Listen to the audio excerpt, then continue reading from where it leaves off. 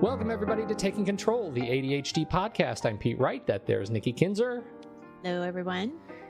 Professor B. Mm-hmm. Okay, I won't do that anymore. Report for class. Yes.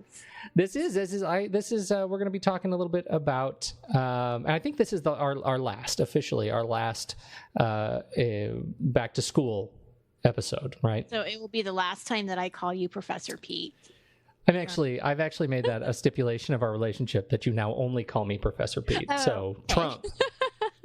We're going to be talking about technology, a little bit more specifically about technology, and you know, I don't think we're not going to get too much into the specific apps and things for you know, devices, but I want to give you some things to think about because so many of the choices are really yours. And in the show notes over on the website, I will go ahead and put some more direct links to specific apps if you want to do that. So just head over to takecontroladhd.com and you'll be able to find the show notes for this episode and get some links that'll work for you.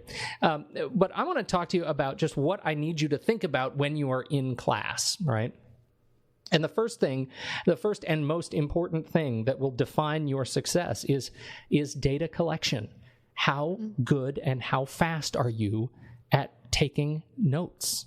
Right? Whether you're in a lecture, whether you're watching an online seminar, whatever it is, how good are you at taking notes? This is really, really important. And it probably is the number one defining question around the technology that you will need at school is how good are you at taking notes? Obviously, a keyboard is a great tool for taking notes. Are you a fast typist? If you're a fast typist, then you need a keyboard somehow or another. But what about a stylus? A lot of people are going to school with just iPads and or you know, tablets. Can you write on these things? Can you type as quickly on them as you can on a regular keyboard or a laptop keyboard? Do you want to carry a keyboard case for your iPad? Those are the kinds of questions that come to play, you know, when you're thinking about bringing a tablet as your data collection device. And finally, the trusted, and I know you'll be surprised when I say this, the pen and paper approach to this. It seems arcane these days that you would bring a pen and paper to class. But, you know, it just may be that you're a super fast writer and you can read your own writing. And there are lots of tools that we can talk about that'll help you digitize your work. And we'll talk about those in a minute. Now, I have a question for you. Sure. Or actually, yeah, I guess it's a question. I know that now back in the day, and I'm not even going to tell you when, it was a long time ago when I was in college, I noticed that the first year, well, for at least the first term for sure, I was taking too many notes. And so it was actually not helping me because I was missing half of the lecture because I was, you know, being too detailed. Do you have any recommendation as far as like whether you do pen or paper or you're on a stylus or a keyboard, like what is the essential pieces to be a good note taker? So I think what it takes to be a really good note taker, you have to understand that taking notes is a skill. Right? You practice taking notes and get better at taking notes. And I think the two strategies around note-taking that I see to great success are students who either really understand outlining, they understand how to outline really, really well, or mind mapping. Right? Students who know how to mind map, who can really, they're much more sort of kinetic learners, and you know, each little circle represents something to them, and they retain shapes much better than words. And so, you know, I would recommend that you get good, find the resources that you need to find, and there are resources out there that will help you become a better outliner and become a better mind mapper. You know, pretty much pick a path. That way, you're not writing down everything. You're writing down the most important points, and you're writing down links to further information, right? If you're taking notes in a lecture, for example, and you know, we're in an era right now where there's much talk about kind of flipping the classroom, right? Where the work of the lecture is done beforehand. So this is one of the things that students just going into college these days might be discovering, that you don't show up at a lecture as often as you might have when you and I were in school. You show up, and you show up to work. The instructor's expectation is you've already ingested all the material that he otherwise would have presented to you in front of class, and you show up to demonstrate what you have learned and by working on a project, that kind of a thing. So in this case, learning how to outline and mind map comes outside the classroom where you may have less time pressure. You may be able to go back and listen to segments of recorded material, interviews, that sort of a thing, and really make sure that what you are writing down is in the context of what you are going to be expected to do in class. So, got it. Mm-hmm. But I really think if you can walk away with this saying, hey, outlining and mind mapping is a skill that I need to improve at, then you will be better off, and not just, hey, I'm taking notes in school. Right? Got it. Great, so that's the first one. The second one is data retrieval. So once you've got all this data that you're collecting in some format, whether you've typed it in, you've written it on your tablet, or you've taken handwritten notes on pen and paper, how do you get that stuff out? Because you're going to go into this flipped classroom and you're going to be sitting down in front of a project team, and they're going to say, okay, what did we learn about such and such? What did we learn about Porter's 5 forces, and how do they apply to this case that we're working on right now? And you need to be able to go into your system and find the notes that you took on Porter's 5 forces model, and you need to do it right now, right? How fast can you find the information that you collected? So you need something that is search enabled, and sometimes handwriting on a stylus or on a pen and paper make that more challenging.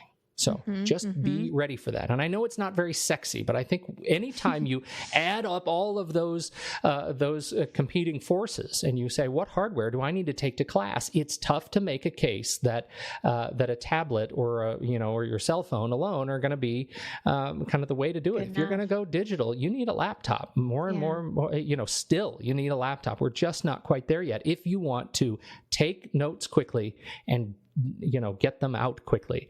I do have a caveat to that on, related to handwriting, and it's a tool we've talked about often is Evernote.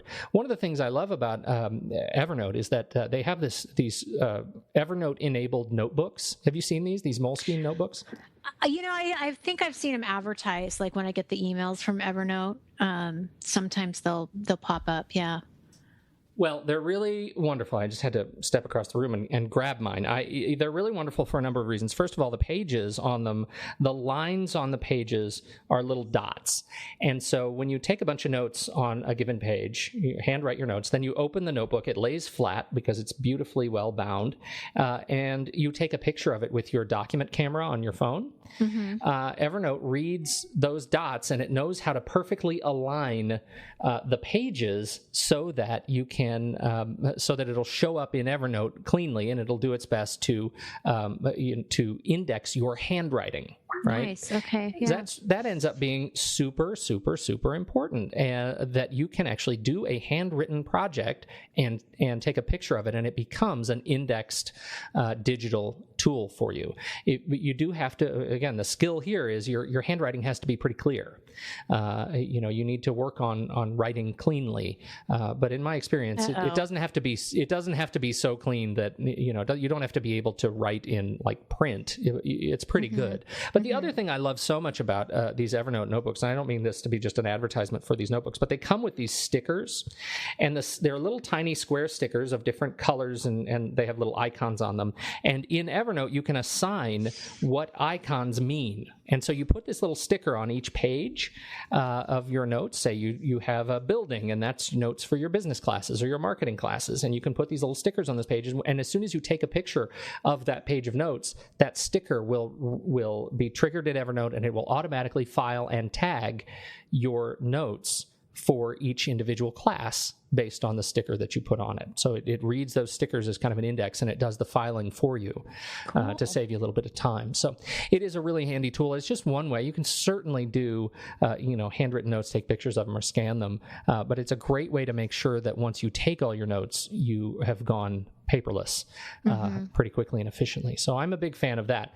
Again, I end up lobbying more often for laptops for students. I think they're just faster, and they allow you to ingest faster. The other thing they allow you to do is collaboration, and that ends up being a really important point. Some of this is, there's an increasing expectation that you're going to know the tools going into class. You're going to understand how to do video conferences. You're going to understand how to create, videos of your presentations. You're going to know how to do rudimentary audio and video editing, and to integrate these tools into a robust presentation, a keynote presentation or a PowerPoint presentation, to really sell what you are doing. And there aren't a lot of classes that will actually teach you how to do that. So the burden is on you to learn before you get into class, to really show that you know how not only to learn what your instructor is teaching you, but to learn how to communicate that cleanly, clearly, and effectively in a dynamic multimedia presentation. That is just the changing nature of the world we live in, that the technology is so well integrated.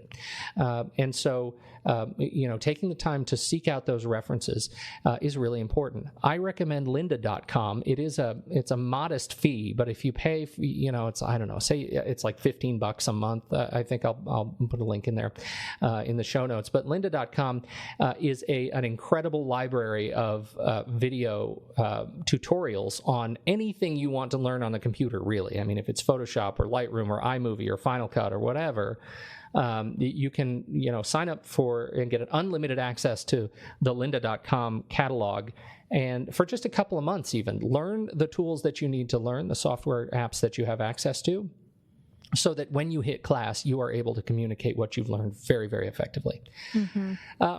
Finally, Google Apps for Education is another one that we're seeing more and more schools adopting Google Apps.